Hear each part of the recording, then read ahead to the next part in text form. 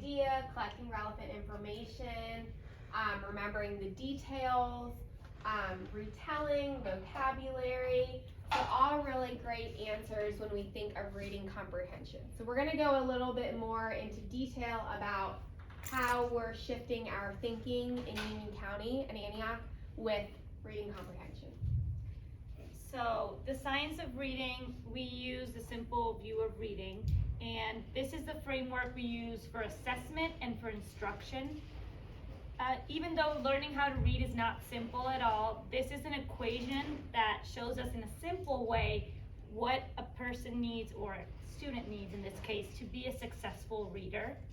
We know that our goal is reading comprehension, but what do we need to be able to comprehend what we're reading? There's two important parts to this. First, being able to read what is on the paper, and on the other side, being able to understand what we're reading. So on one side we have word recognition, which is the ability to transform print into spoken language, and language comprehension would be the ability to understand the spoken language.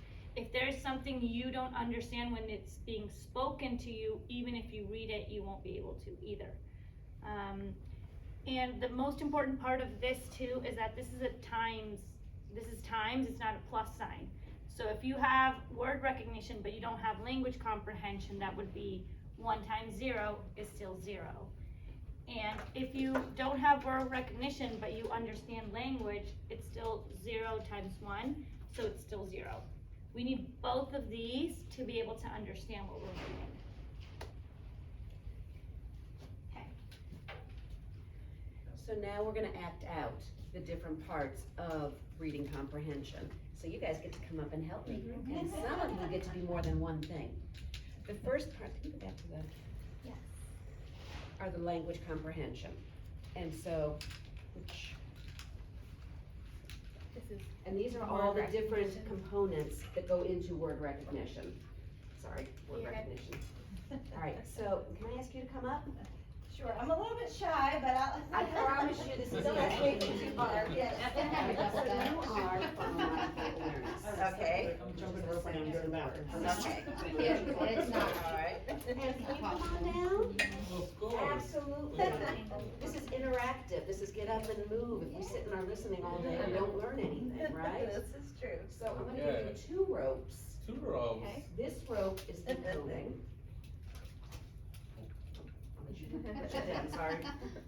And the other one is sight word recognition. So, okay. Oh, Sorry. Moving your hands and not giving you space to do it, sorry. And so what we're showing with the word recognition strands and the different components of word recognition is when you intermingle them together and how they're all important, so they all go together. So this is all for word recognition, which is the first component of reading comprehension. So we aren't leaving you guys out. You guys get to come up and help us with the language comprehension. So can I ask you to come up? You are background knowledge. What do you already know about the subject you're reading about? Come on down. You're gonna grab one, yeah.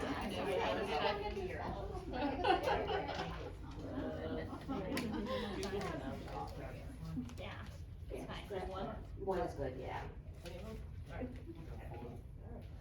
You are vocabulary. What words do you already know about what you're gonna read about? Language structure. And verbal reasoning. Oh. That we have 5. And you are literacy knowledge. So, you, these 2. I'll give you this one. And just like Miss White, Miss Minieri is going to mix them together, which is how we form the language comprehension, are all components. If one is weak, the whole rope is gonna be weak. And so now, we've got the 2 strands, the 2 different parts. However, that's not reading. We have to put them together in order to truly have reading comprehension.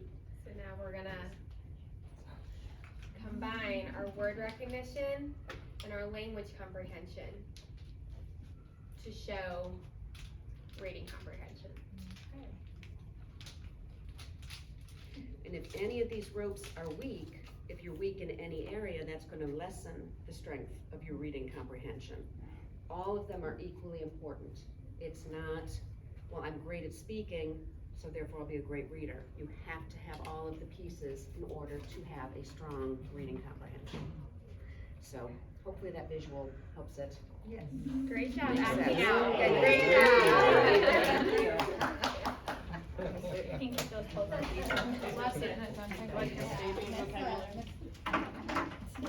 So that takes us to this slide, and that's basically what you guys just acted out. The language comprehension, background knowledge, vocabulary, language structures, verbal reasoning, literacy knowledge, these all mixed together. Then your word recognition, which is your phonological awareness, your decoding, your sight word recognition, sorry, my alarms are going off, all mixed together to form a skilled reader. Over the next couple of weeks, or a couple of months, we're gonna do different programs, kind of focusing on different areas that are the different ropes. So 1 month it might be phonological awareness, 1 month might be vocabulary, and so on and so forth, and dive deeper into the different pieces. We do have handouts that we'll give you guys at the end also that have a lot of this written down. Oh, okay, that's perfect. Yes. Any questions with any of this? I know it's a lot of information before we move on.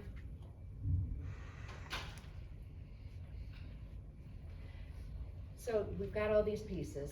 How does it look in the classroom? And I'm gonna speak to the K2 aspect of it.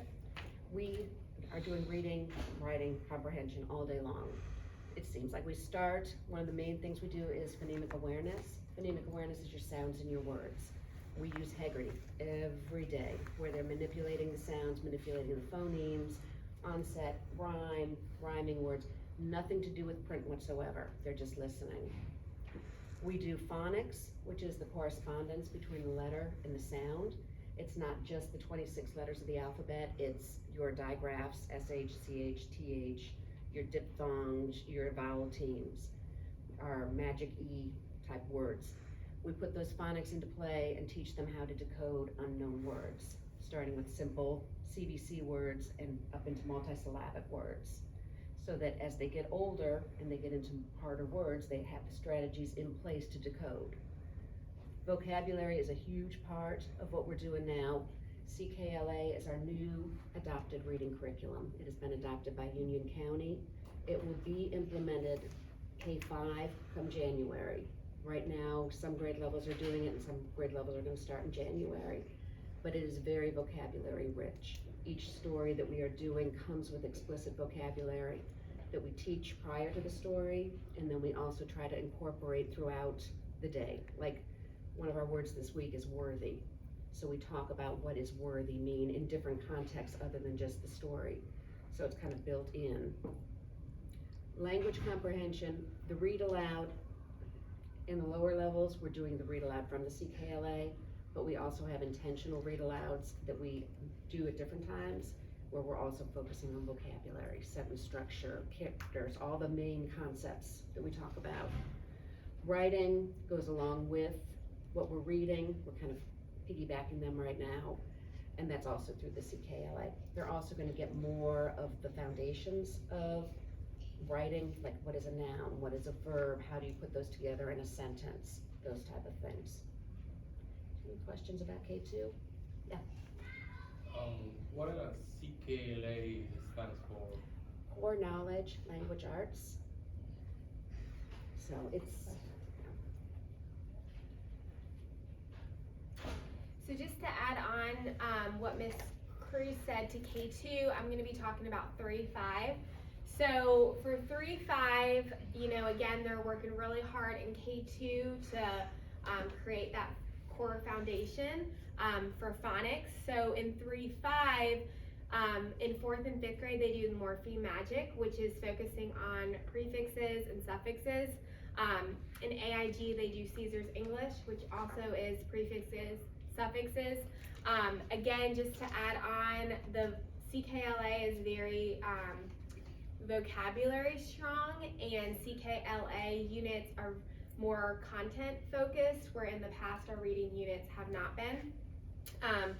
And then another resource that we use in 3rd, 4th, and 5th, some classes use, it's called West Virginia Phonics. And what that is, it is individual lessons for different individual phonics lessons, and it's very detailed, and then there's a decodable text that will go along with whatever the phonics lesson is. And then for language comprehension, again, teachers in 3rd, 4th, and 5th are being very intentional with our read aloud choices and previewing it prior for vocabulary to teach students. And then the writing units also go along with the CKLA. So that's just kind of what 3rd, 4th, and 5th is doing as well. And like what Ms. Cruz was saying, again, by January, 3rd, 4th, and 5th grade, all grades will be implementing CKLA. Any Okay. questions about 3rd, 4th, and 5th grade? Okay, and I'm going to talk more about the DLI portion. DLI, if you don't know, is dual language immersion. This school has from kindergarten to 5th grade, one classroom in each grade that learns Spanish.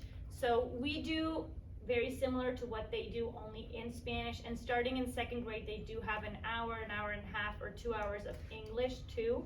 So they will learn everything that they're saying in that portion as well. In Spanish, we also do Heggerty and phonics and everything they were mentioning. The difference is we do it in Spanish, of course, at the beginning. We focus a lot on vocabulary in Spanish too, because they do not know any Spanish words. So we do have to be very intentional, like she said, with the read alouds and with the words we pick. We try at the beginning to teach them a handful that will be important for them, and that's why we use high frequency words too. They're sight words that they learn, or heart words, I think they're called now. Words that they learn by heart that maybe appear several times in texts, and that allows them to understand more Spanish and be able to know what they're reading as well. And 3rd grade to 5th grade, they have a larger portion of English. I think 4th and 5th grade DLI right now is 50-50 actually. So they do most of what the English classrooms are doing as well. Do you guys have any questions, comments, concerns? Do you like it, the new stuff? I do. I think it's very comprehensive. I feel like it's covering so many of those ropes that we were looking at, and it makes it more seamless. It's not like you go from this to this to this. There's a transition. It makes it just flow a lot easier, I think. At least in the younger grades, that's what I'm seeing. And I really I know especially for upper grades, the high vocabulary amount in the CKLA is very beneficial, especially, preparing them for end of grade tests at the end of the year.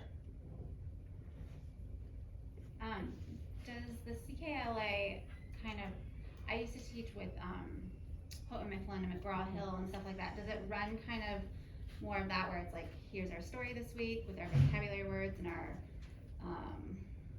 spelling structure, and at the end of this week we're going to test on just these things that we've seen, or is it?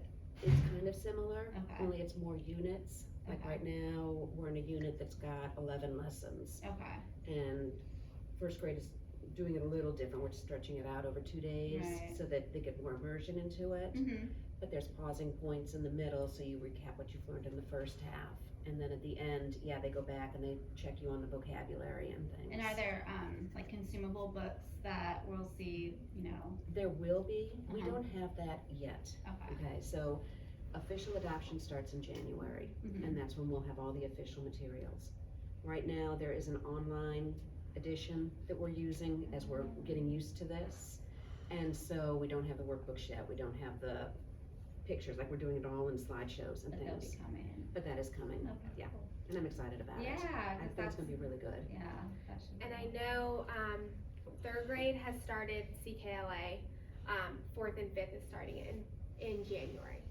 So, and teachers will be getting professional development to really get us as best trained as we can with CKLA. Okay, so now we're gonna do something that the kids love to do, and that is a Kahoot. So if you have your phone, go ahead and take it out, and you're gonna go to kahoot.it, so KAHOOT, period, and then it. And you're gonna type in this code, 3822997.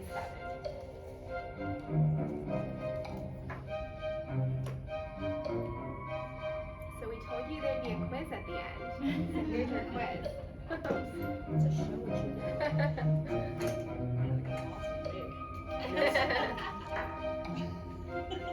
No stress.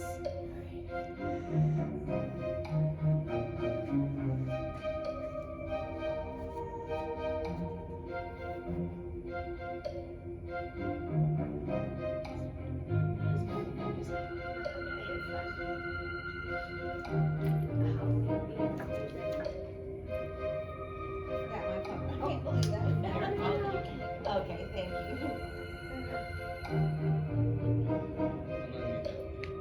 Alright. Alright, I think we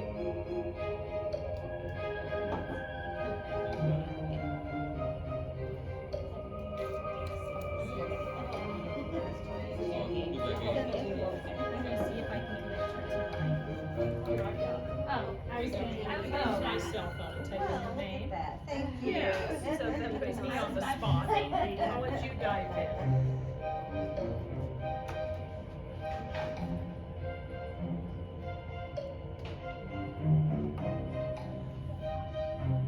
Alright, I think we're good?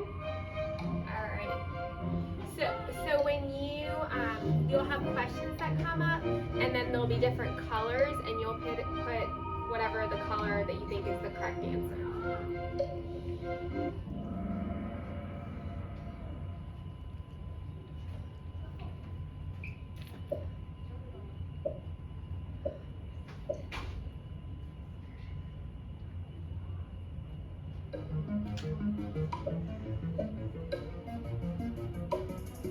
If you were my first grade, I would be reading this to you. I figure you guys are good. Alright, so it's word recognition part of reading comprehension. That is true because you have word recognition times language comprehension equals reading comprehension. So it is true.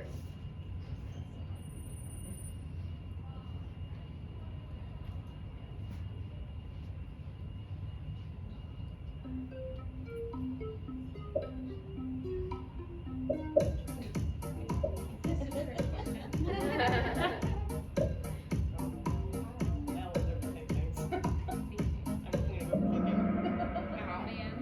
Anyone want to know? Can anyone explain why they think it's true? Because that's the right answer. Because you have to have language comprehension and. Good job. Good job. Part of Put her on the spot. It's part of it. I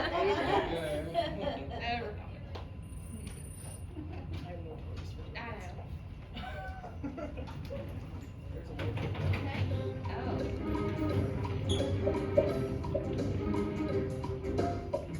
Now it's worth it. I can't think of what you're gonna be like. Oh, I got like Oh. sorry. I didn't pay attention and I was. All right. Good job. Yay. Good job. They are both important because you need both to equal reading comprehension. Luckily, no one picked green, so that's That's good. You want to go? All right. Two more.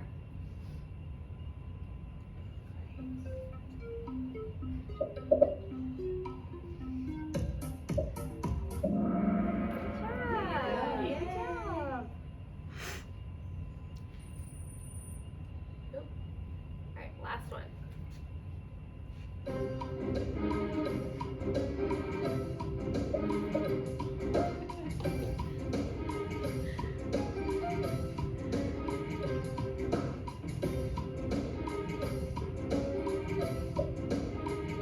All right, good job. All right, so now we get to see who our top three are, which is what all the kids love to see.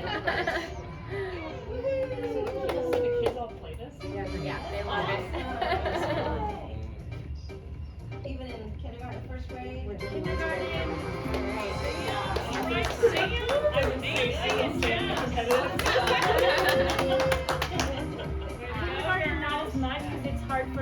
beginners to even use an iPad, but first grade does. We're trying it for the first time today, so Okay. cross your fingers, Yes, because that's good what I'm doing luck. when I go Yeah. back. It could be interesting.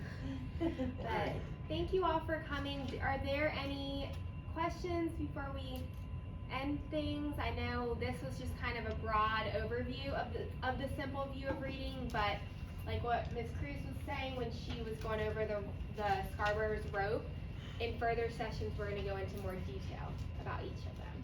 If you think your child's having trouble Mhm. already,